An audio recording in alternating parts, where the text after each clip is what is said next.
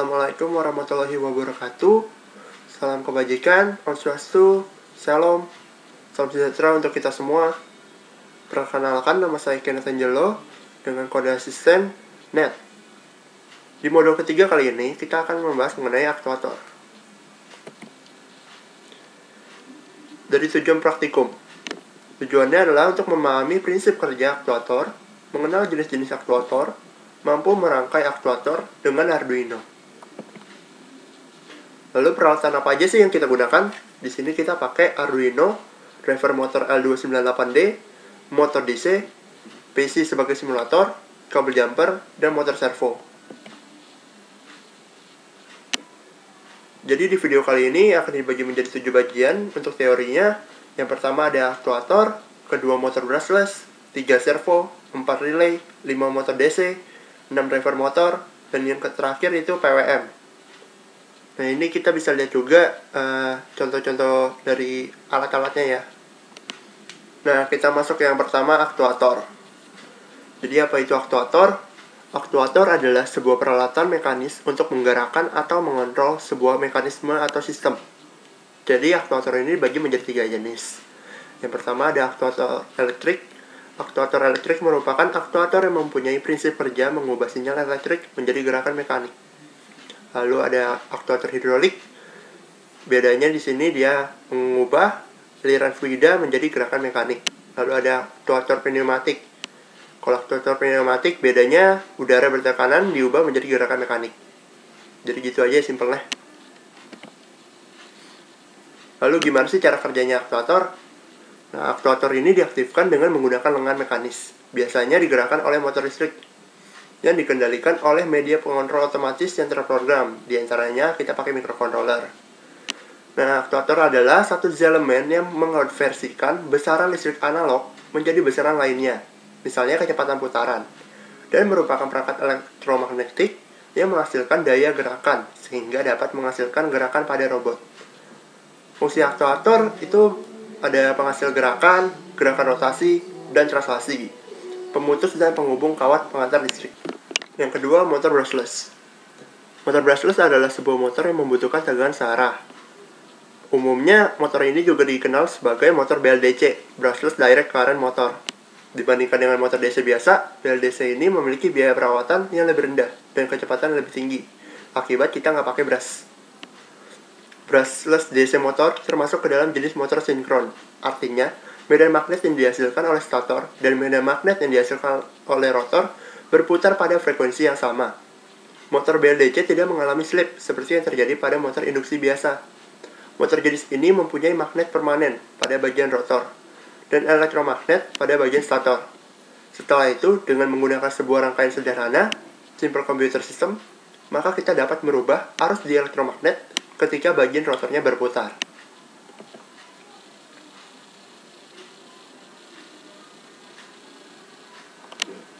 Walaupun merupakan motor listrik sinkron AC 3 fasa, motor ini tetap disebut dengan BLDC. Karena pada implementasinya, BLDC menggunakan sumber DC sebagai sumber energi utamanya, kemudian diubah menjadi tegangan AC dengan menggunakan inverter 3 fasa. Inverter 3 fasa itu adalah ESC, Electronic Speed Controller. Adalah rangkaian elektronik yang berfungsi sebagai pengatur kecepatan putaran motor. Nah, di samping adalah ilustrasi untuk gambar bagian dalamnya BLDC. Ada rotor dan stator. Dan di tengahnya itu ada magnet. Nah, yang ketiga adalah motor servo. Pengertian dari motor servo, sebuah motor DC dengan sistem umpan balik tertutup, di mana posisi rotornya akan diinformasikan kembali ke rangkaian kontrol yang ada di dalam motor servo. Komponen servo terdiri dari rangkaian pengontrol, gear, potensiometer, dan DC motor. Nah, bagaimana cara kerjanya? Potensiometer terhubung dengan gear, demikian pula DC motor. Ketika DC motor diberi sinyal oleh rangkaian pengontrol, maka dia akan bergerak, demikian pula potensiometer, dan otomatis akan mengubah resistansinya. Rangkaian pengontrol akan mengamati perubahan resistansi, dan ketika resistansi mencapai nilai yang diinginkan, maka motor akan berhenti pada posisi yang diinginkan. Jadi, untuk sudutnya itu diaturnya dengan resistansinya ini. Untuk pas kita udah sampai ke sudut yang kita inginkan, dia bakal berhenti. Nah, motor servo dibagi menjadi dua jenis, motor servo analog dan motor servo digital. Perbedaannya, untuk servo analog, untuk mengatur sudut pakai PWM, Pulse Width Modulation. Sedangkan kalau servo digital, kita perlu library khusus untuk mengatur sudutnya pada saat pemrograman. Selain itu, untuk motor servo analog, hanya dapat atur posisi sudutnya aja, sedangkan motor servo digital juga bisa mengatur torsinya juga.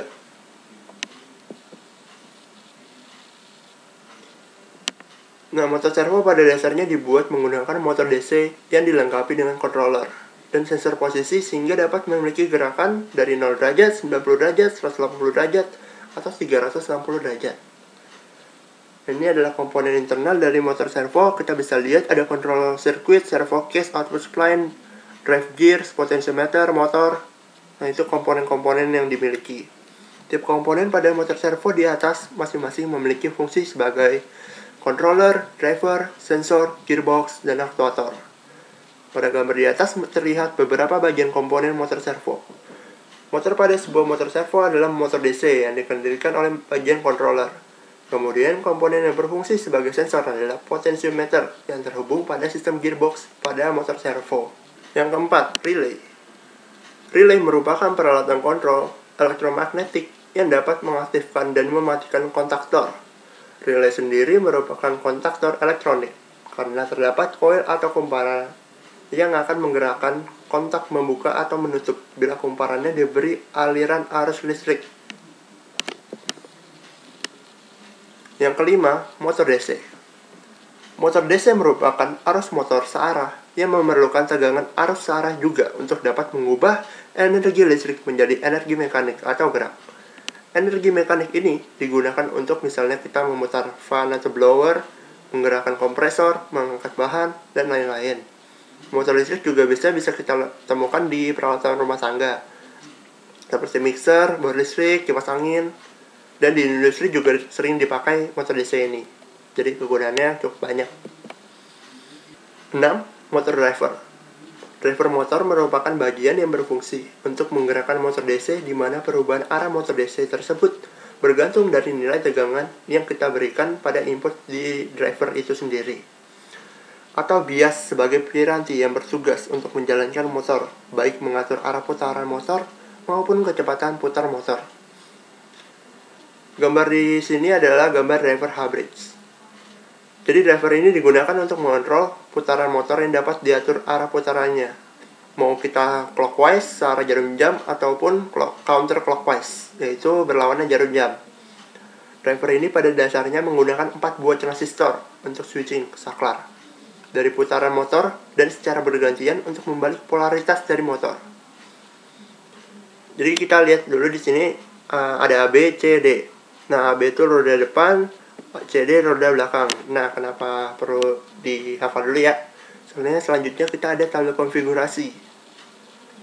Nah, di tabel konfigurasi pengujian H-bridge ini, jadi ketika A1, B0, C0, dan D1, maka motor berputar searah jarum jam. Bisa dibayangin sendiri ya. Terus A0, B1, C1, D0, motor berlawanan arah jarum jam. Dan ketika semuanya 0, motor berputar bebas. Ketika AB-nya 0 dan CD-nya 1, maka terjadi pengereman. Karena kalau CD-nya 1, maka itu yang belakang doang tuh yang berhenti.